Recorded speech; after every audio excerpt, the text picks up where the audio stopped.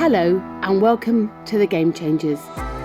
I'm Sue Anstiss, and in this podcast series you'll hear from trailblazing, fearless women in sport. In this episode, it's 4 times Ironman world champion Chrissie Wellington MBE, who, following her amazing sporting career, now works as the global head of health and wellbeing for Parkrun. Chrissie's based down in Bristol, and she was kind enough to welcome me into her lovely home for a cup of tea and a frank conversation about her career and her future aspirations. Chrissie was pretty late to the elite sporting scene and didn't compete as a professional until she was 30. So I started by asking her why she thought this was. Different athletes take different paths to professional sporting success. Maybe mine wasn't as stereotypical as some. Yeah, but growing up, I was an active child. I wasn't sedentary. We grew up in Norfolk. We had a lot of freedom just to run around. But I think a lot of the characteristics which, in hindsight, enabled me to become successful at sport manifested at a very young age, but just in a different area of my life. So as a youngster, I was just always focused on academic excellence. So I was just focused on this self-mastery academically. I just was competitive with myself. I was so competitive with others, but that was, very much focused on my academic studies. So sport was something that I did very much for fun, just for the social side. I didn't really have aspirations to achieve any potential that I may or may not have had in sport. I did join the local swimming club, so swam for them. I love the story of your mum and dad sitting you down and saying you could move on to the next level of swimming, but you chose to stay kind of where you were for friendships. I was a member of the very local, swimming club, and trained 3 or 4 times a week, which compared to those children that are really prioritizing their swimming, their training 7, 8, 9, 10 times a week, but I definitely developed the technique, and maybe I'd showed some potential, and I was approached to join Norwich Penguins, which is a big swimming club in Norfolk. But I really, I wanted to be surrounded by my friends, and I also knew that would impact on my academic studies, travelling an hour to and from training. I was just really mindful of the impact that might have. So, chose to pursue kind of the academic path initially, and then continued that really at university, where I definitely did sport very much for fun, if at all. And so when you then did come to sport and you had that meteoric, extraordinary success so quickly and early, which must have been a surprise to yourself, was that a surprise as to the huge success you had getting started? I think some would say it was a meteoric rise and would be very surprising, but that's if I think you take that stereotypical view of a path to sporting success. So I believe that athletes, wherever they come from, are shaped by previous experiences. So yes, in terms of my sporting history, it was a surprise, but I'd had such a wealth of life experiences, and as an athlete, its success depends on so much more than physical prowess. So I think my success at sport, yes, it was a surprise in some respects, but the traits, I guess, that I needed to become successful, I'd already shown in different areas of my life. But definitely,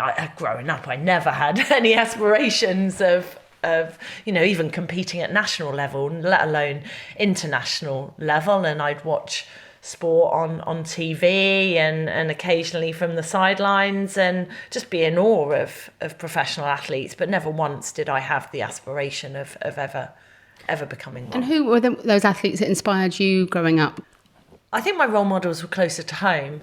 As growing up, our role models change as very, young children. Our role models are our parents, and those very, very close to us. And then as we get older, it's, our friends at school and our teachers. And that was, my teachers were incredibly important for me. And they were the ones that first encouraged me, apart from my parents, first encouraged me to dream big and to aspire to greatness in terms of my academic studies, and really, really encouraged me. And for that, I still am incredibly grateful.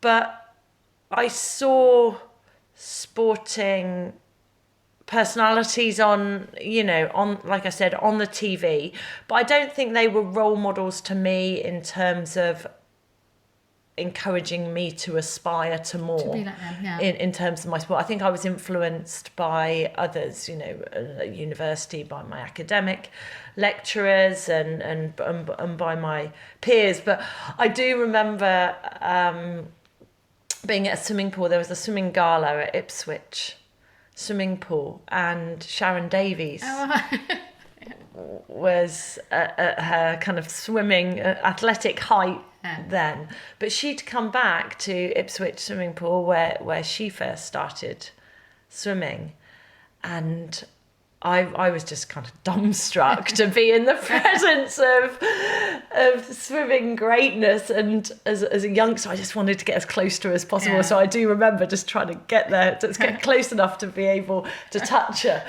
She told her that, did she know that? I have told her that. We did an event last year, and I admitted that, the last time we'd actually been in the same room, I tried to sidle up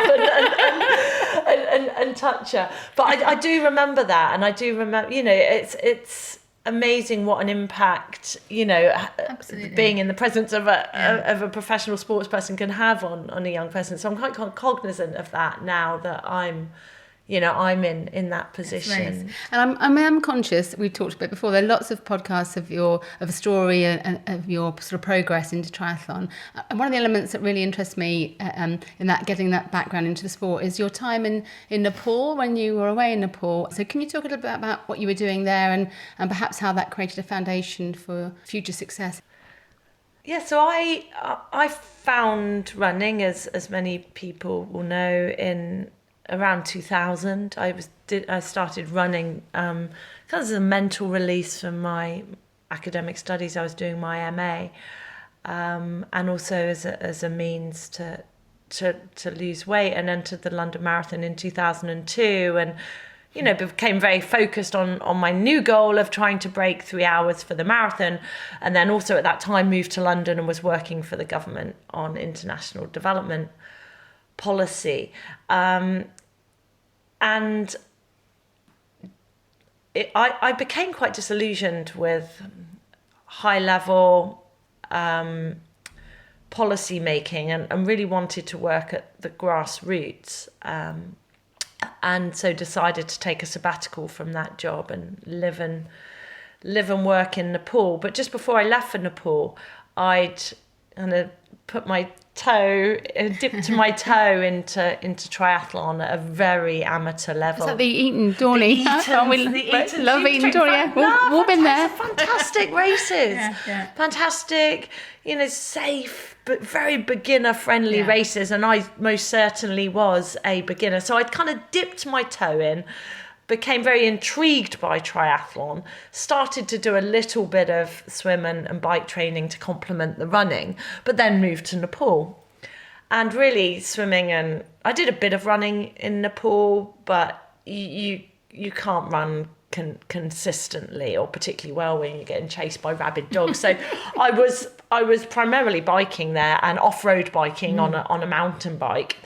But it was really in Nepal that I explored for the first time my capacity for endurance sports. I'd done the London Marathon, but in a very impressive 3 hours 8 minutes, isn't it? 3 hours and 8 minutes, which again was a revelation to me. It was something I never could have expected. Both in terms of that time and just how much I enjoyed it. But in Nepal, I think I realised that I had this physical predisposition to be able to endure physically. So I just had this capacity to go all day without getting fatigued. And how did that feel? Was that a massive surprise to you or had you'd known that in the years before as you'd done more running? No, I hadn't, because I'd never explored it. Oh, yeah. I think we've all got talents, and unless we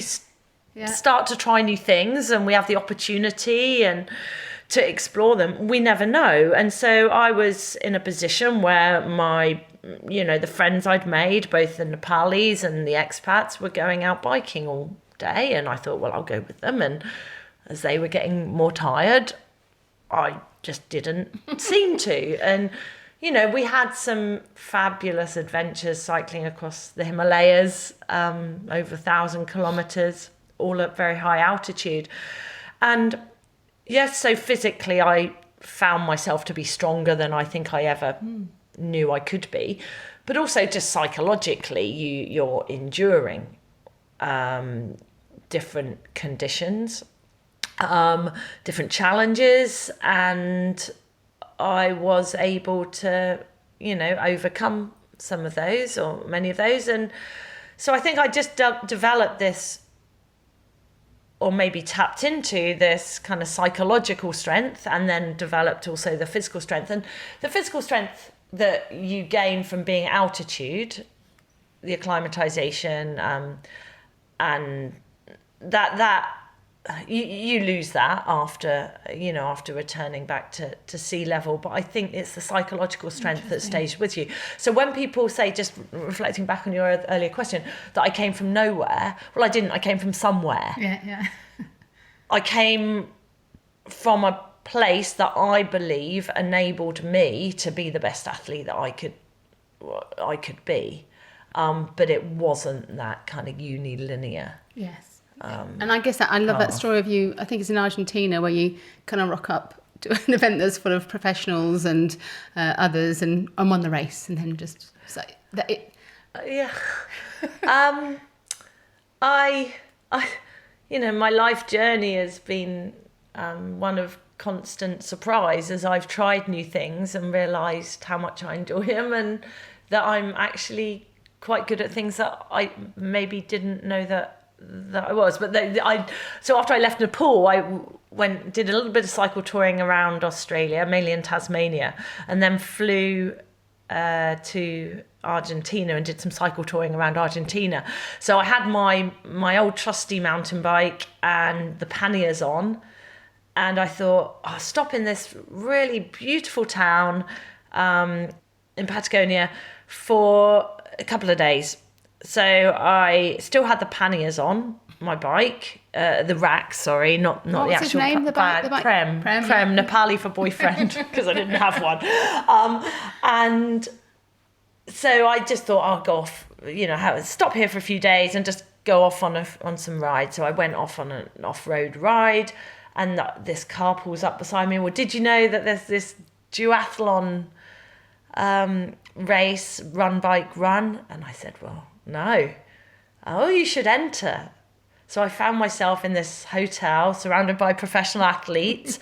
Everything was in Spanish. I don't speak Spanish, and but somehow managed to find my way onto the start line, minus my bike rags, the panniers, and won that race, and then ended up cycle touring with the cup that I'd managed to win and stuck in my panniers. And that's, I guess, a lovely lesson there for everybody, isn't there? When you talk about, you wouldn't have known in terms of sport unless you tried it, as a life message of perhaps I can paint. Who knows what we can do if we don't actually attempt those things in life? Yeah, I think some of it comes down to self-agency and being prepared to take a chance, and some of it comes down to opportunity, and we're not all blessed with the opportunities to go to Nepal and explore the possibility of cycling. But I think in all of our lives we're presented with opportunities to try new things,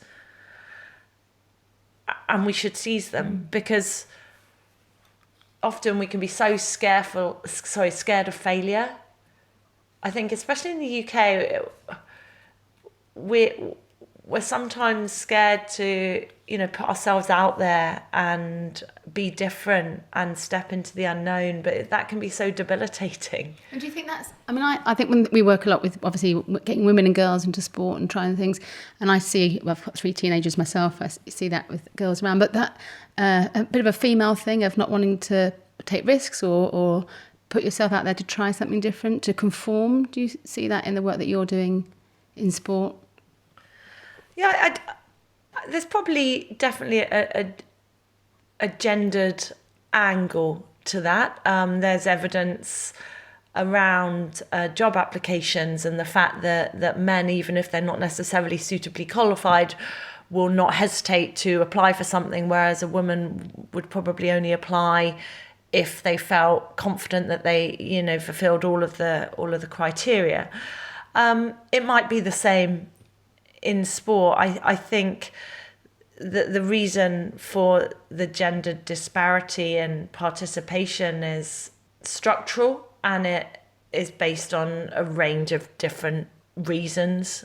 Some of those psychological, but many of them logistical and structural, and the way in which sport is governed and the way in which it's covered and managed.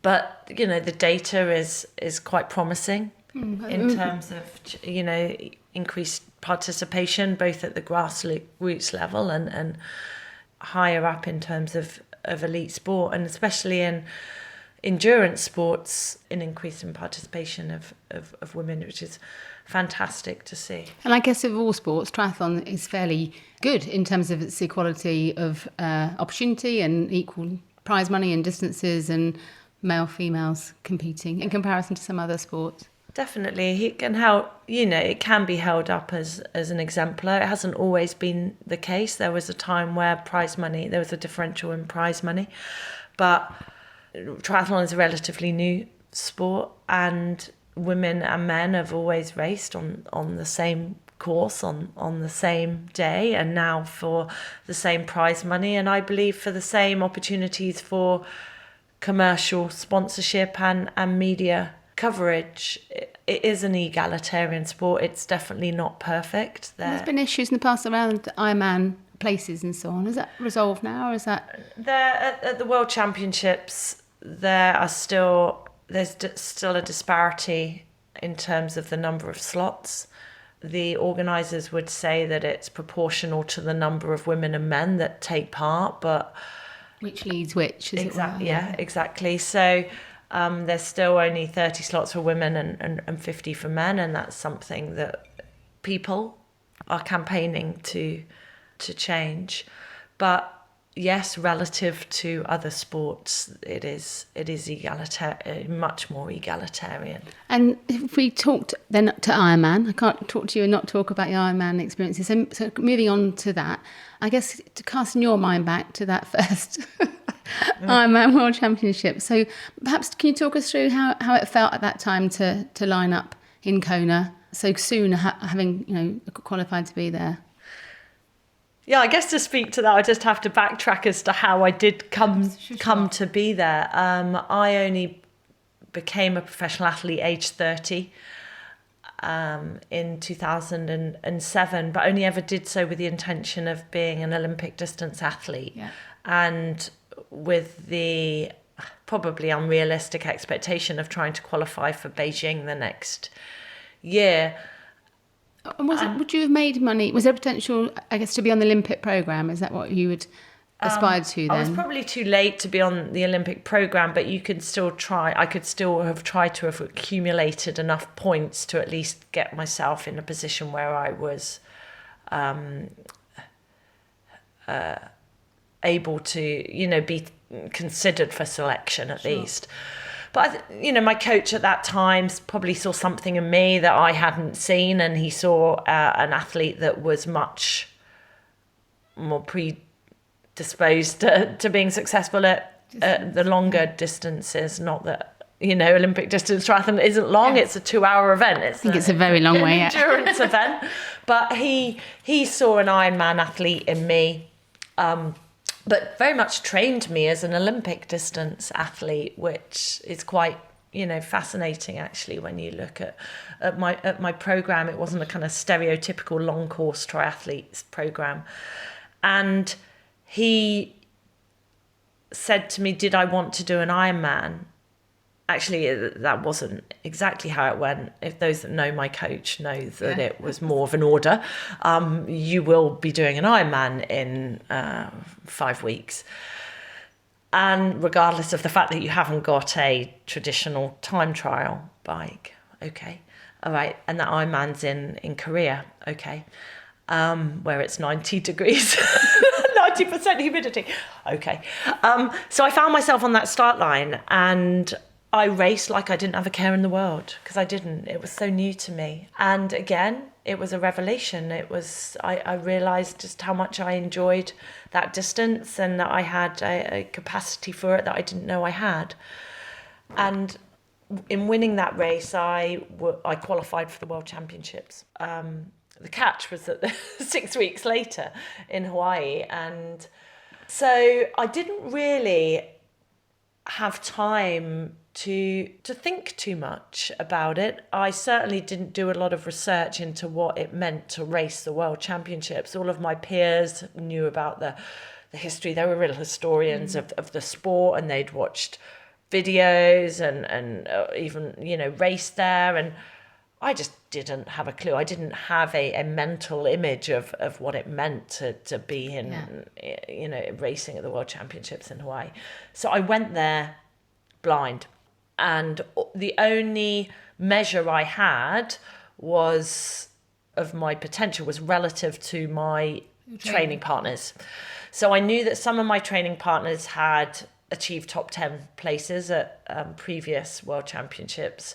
So I thought, right, I'm on a par with them. I can aim for a top 10. So that was my goal. And, in hindsight, I don't think you ever get perfect preparation for a race, and I don't think any race ever goes perfectly. But in hindsight, the preparation was really relatively suboptimal. I booked my accommodation very late. I was staying halfway up a volcano with 2 people I hadn't met before, in a single bed that was in a studio apartment. I didn't rent a car. My pedals on my bike broke, and I got this car garage to glue them together. I mean, it was comedic looking back, but I think it can be a real blessing, because the more experienced you are, the more you know. Pressure. So that can be an advantage, because knowledge is power. But I also think that, it comes with added pressure and added expectation. So I just really didn't know what it took or what people might think it would take to prepare for this race. So I just went in and rolled with the punches, and wasn't really constrained by expectation, both my own and definitely no one else had any expectations for me. So that race was... I really haven't got the words, actually. It was momentous and joyous and liberating and life-affirming. It was a moment that changed my life forever, and my understanding of myself and my capabilities, and, catapulted me into the public eye. And you mentioned your coach there, Brett Sutton. So I guess looking back, he was quite brutal in his approach of training athletes, and that completely worked. Brutal might not be the right word, but I think he's had a path of training greyhounds and horses, and that whole getting the very best he could do from athletes. But that doesn't necessarily work for all athletes, and I think there is there's been some concerns within the Olympic sport in the UK in terms of potentially bullying of athletes, etc. Do you think, looking back now, clearly it was right for you, but would you have had concerns about his treatment of athletes, do you think? If you now had kind of younger people going to be trained by a coach in that way? Brett's a very controversial coach who adopts some would say very controversial methods. Some would say that the way in which he treated me, and definitely the way in which he treated others, was tantamount to bullying. I would probably agree. And do I think that makes for a healthy, sustainable coach-athlete relationship? No, I don't. And whilst his techniques may have worked for me at that time, they definitely didn't work for other athletes. And that's definitely not to say that I can now, on reflection, condone them. And it's probably one of the reasons why I needed to leave, because it wasn't the relationship that I wanted with a coach long term. I think as athletes evolve through their careers, and coaches too, then so the relationship changes, and sometimes the athlete needs something different. Sometimes the coach doesn't, need something different to that athlete. And I knew after a couple of years that I wanted a relationship with a coach that was a lot more egalitarian, a lot more reciprocal, a lot more of a partnership, and one where it wasn't based on intimidation and it wasn't based on fear and manipulation. And do you think you'd have had that success if you had self-coached or with a different coach? We'll never know. I definitely don't think I would have had it as quickly.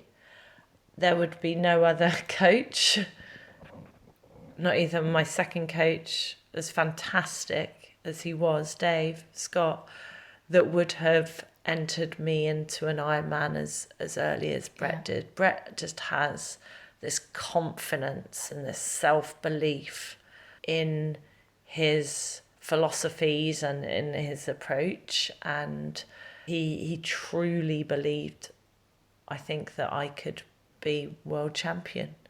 And rightly so, Rightly so. And so I don't think necessarily that I would have achieved that success immediately under another coach. Would I have achieved it?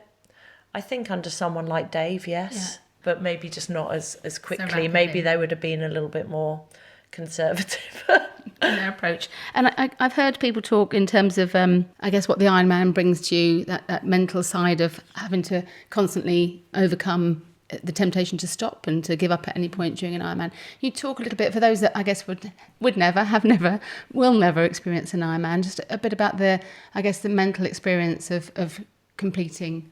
I endure the same emotions in doing a 5K as I do an Ironman. Oh, wow. Because during a 5K, you're racing it a lot faster and a lot harder.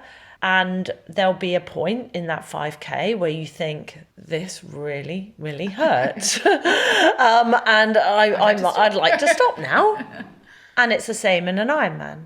Sport, if we're pushing ourselves and we want to go as fast as possible, is about learning to endure discomfort and self-doubt and pain at certain points. And I experienced that in all of the different races and challenges that I've done. But definitely over the course of an Ironman, it lasts a lot longer. For me, I was fortunate to get it over and done with as soon as possible. It's a 9-hour race. And within that 9-hour race, you're going to have incredible highs and incredible lows as well. And your success in that event is about your ability to endure both, not to get too carried away with successes and to be able to overcome the lows. And it's not just your physical prowess that's going to mean that you can succeed. It's the utilizing all of the different strategies that you got in your toolbox mentally to be able to override that discomfort or that self-doubt. And I have a variety of strategies that I've honed over the years, from having a mantra and positive affirmations to compartmentalizing the race into different segments to while you're competing. While I'm competing, counting Sometimes I disassociate mind from body and let my mind go. Other times I focus very much on what I'm doing, so bring myself very, very much back to the moment.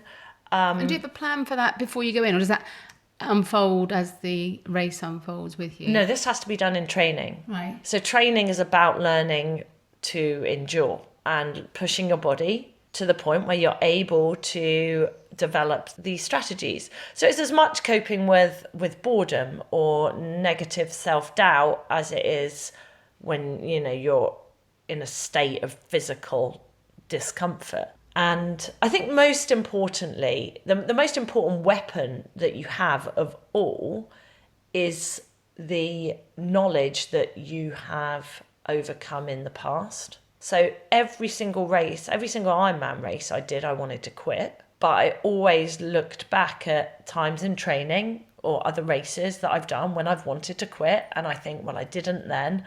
And I went on to achieve my goal. I went on to win or went on to do a PB, and can be so grateful that I overrode that voice. So every time I want to quit, I remember the previous times that I've wanted to. And does that translate into life generally in terms of that overcoming self-doubt, do you think? I try to seize every opportunity, and I also know that we as human beings have this amazing capacity to endure, and there are going to be times in life that are difficult and are challenging, a lot more so than for others than for me. You know, mine is often self-inflicted, you know, through sport, but there are those that are enduring far more difficult situations than I am. But you also look to those and people and you see what they're capable of, and you can see the resilience and the tenacity, and that gives me confidence that I can do the same as well. You talked early on, I guess you're interesting in that many athletes we talk to have goals that sport can change the world at the end of their careers, and you almost saw that what sport could do almost before you started your triathlon career in terms of crossing boundaries and transforming lives. Yeah, I mean, sport's inherently selfish. So I don't know if athletes ever go into sport thinking, wow, through this sport I can change the world. No, we go into the sport thinking, through this sport I can achieve my personal goal. And I don't think many professional athletes would disagree with that. It's an inherently selfish pursuit. But I do believe that through our achievements in sport, we can acquire a platform that enables us to achieve so much more. Brett made me realise that through my achievements in sport, I could achieve what I wanted to out of sport. So I didn't enjoy the first 6 months of being a professional athlete. I just found it to be quite a self-absorbed, quite boring existence. There's a risk that you'd given up your career path as well. Yeah. I'd given up a lot. We had, I was in ascendance in terms of my position, and there were a lot of opportunities, and I don't know, I just didn't feel as fulfilled on a day-to-day basis as I thought I was going to as a professional athlete. And I said to Brett, look, I think I feel really selfish. I don't know whether I can keep doing this. And he said, look, Chrissie, through this sport, you can achieve more out of it than you could have ever imagined. And his prophecy came true. And it's really, really an important way of making an inherently selfish pursuit a little bit more worthwhile, at least for me personally. And I realised very quickly when I crossed the finish line at that World Championships in 2007 that I had this fabulous, fantastic platform. And we all do as professional athletes. We're all representatives of our sport. We're spokespeople for causes and charities. And we have a voice. And we can use that as much or as little as we like. So many successes and championships and world records and so on. Did you have a chance when you were doing that to stop and enjoy those? Were you always looking forward to the next challenge down the road, as it were? It's a great question. I think my biggest regret is that I didn't. enjoy those victories as much as I should have done. I am so proud of what I achieved throughout my career, and the moment of crossing that finish line in the various races that I did are memories that will stay with me forever. But you do get so caught up in pursuing the next goal that you sometimes forget to sit back and realise what you and your team have achieved. And so I think if I was to have my time again, I think I'd do a little bit more celebrating after each race. And if you hadn't found triathlon, or triathlon found you, as it were, what do you think you might have done if you hadn't had that success in sport? Do you think about what path your life might have taken? Do you think you would have carried on in terms of the international development work, or as a civil servant? What do you think you...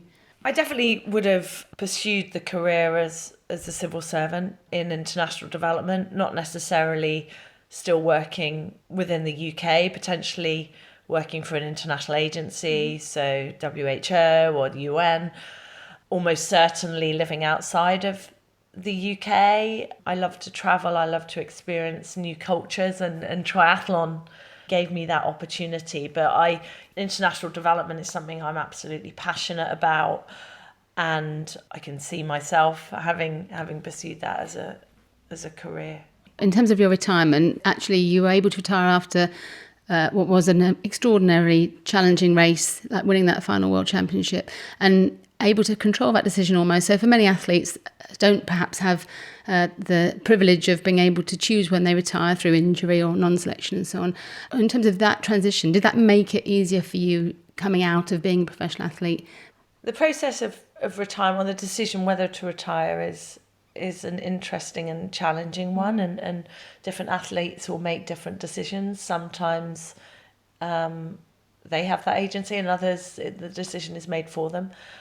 I knew intuitively that the time was right for me to retire. I wanted to retire when I'd had the race that I believed defined me as an athlete and defined me as world champion. And 2011 gave me that race. It was a race where I crossed that finish line annihilated. I'd had the race within myself, the race with my competitors.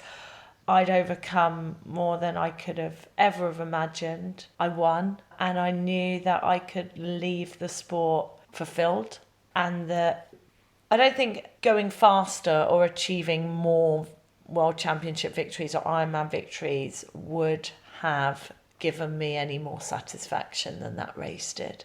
And so I knew that the time was right to retire, and like you said, retire on my own terms. And since that day I have had no doubts. I wouldn't have said it's been easy. The period of transition in life never is, but it was the right decision.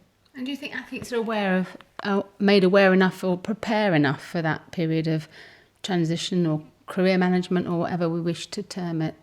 Athletes are not islands, so I think it's not just the athlete that needs to support themselves. I think they need to be that sport needs to be available to them, whether it's through federations or agents or peers, mentors. All athletes need support, and they need to be mindful that the career is always going to, as a professional sports person, it's always going to be finite.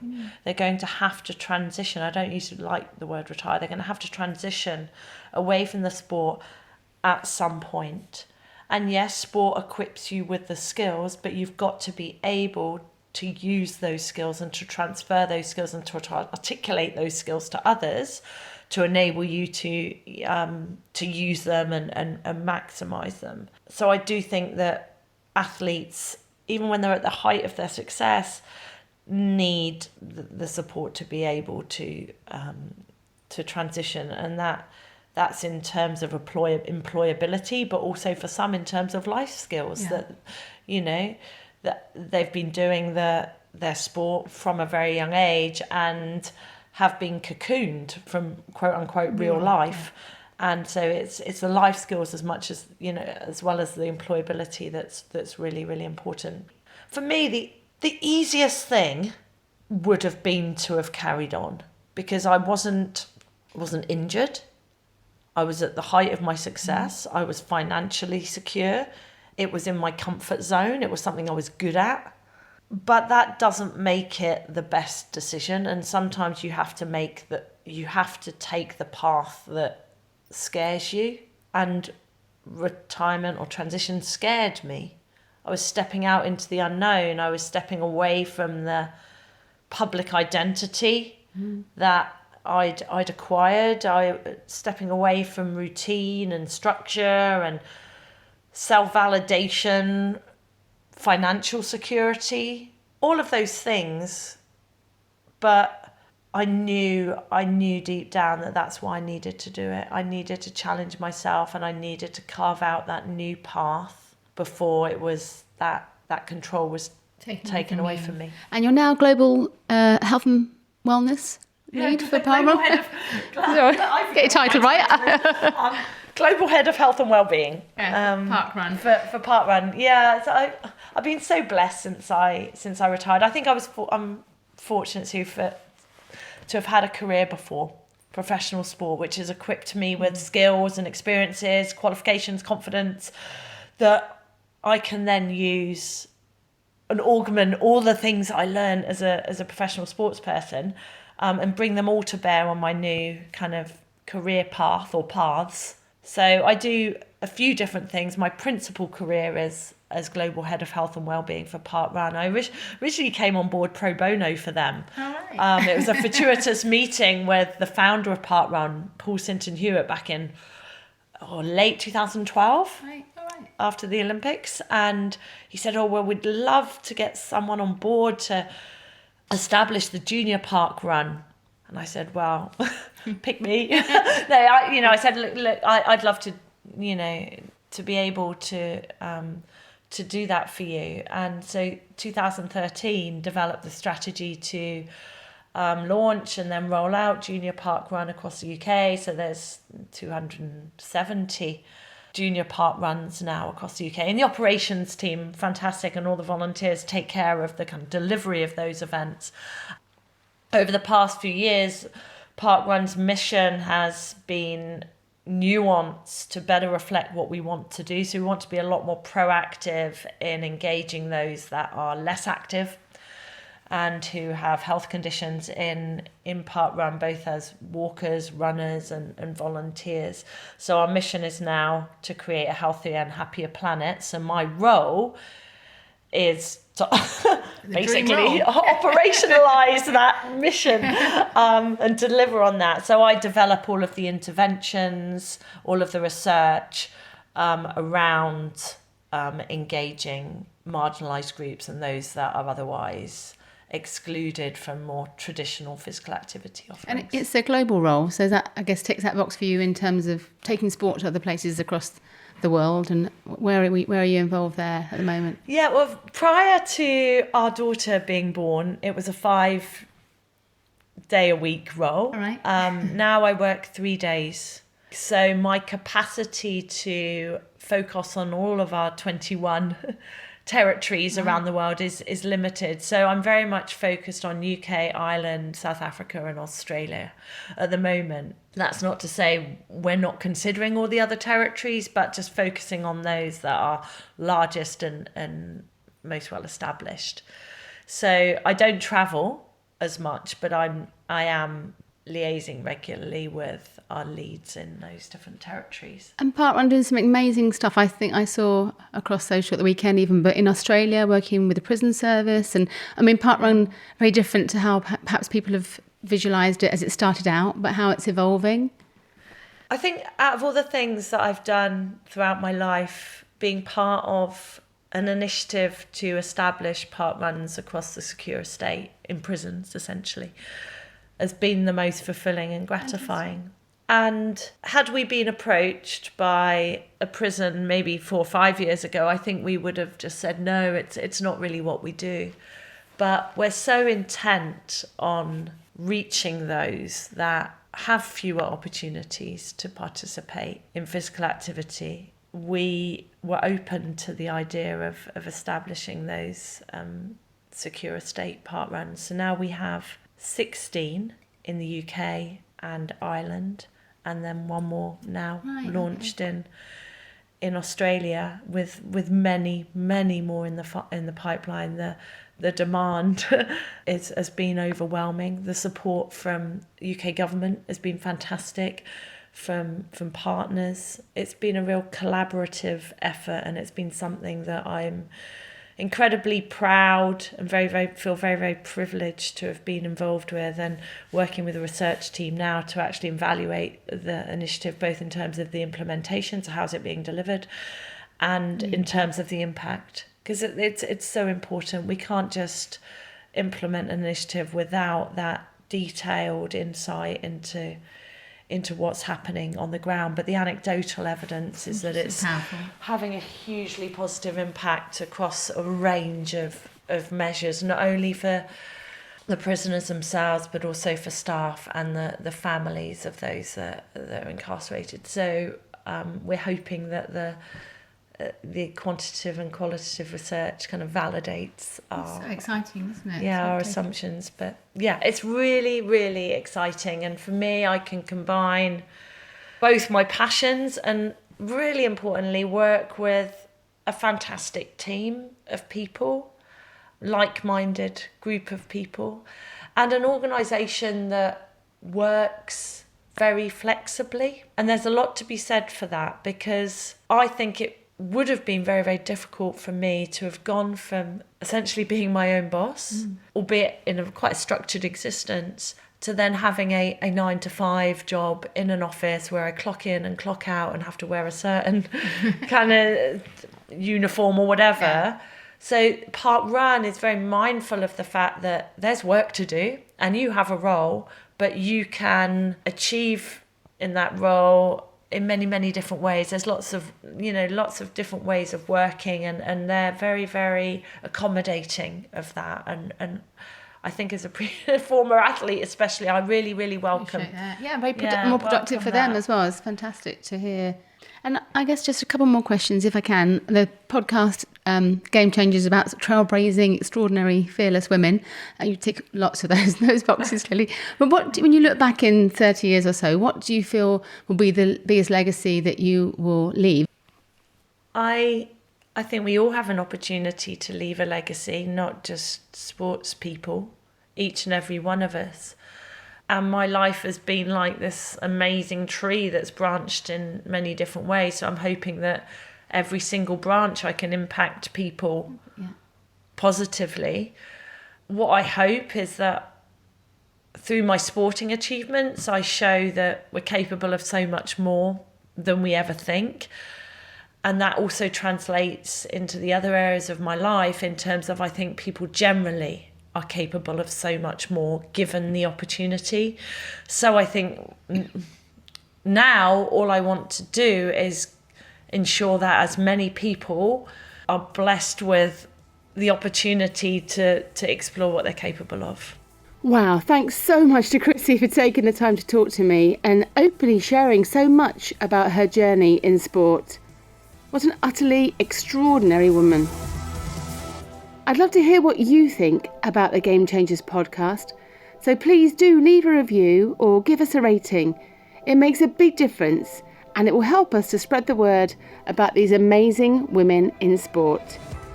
To make sure you don't miss out on future episodes, please subscribe to the Game Changers, and you can find out more about all the guests at promotepr.com/gamechangers. Next week, it's Sally Munday MBE, the current head of England Hockey, who has just been appointed to one of the most senior roles in sport, the CEO of UK Sport. It's a fascinating conversation where Sally talks candidly about her achievements and challenges at hockey and her hopes for the future of British sport. It's interesting, I've been asked where my leadership journey started. And I really believe that my leadership journey started when I was about 4. I remember that one of my earliest memories is being about 4, stood in my bedroom with my 3 sisters, with my hands on my hips, thinking, I am so fed up with being told what to do. I would like to make the decisions. I want to be in charge.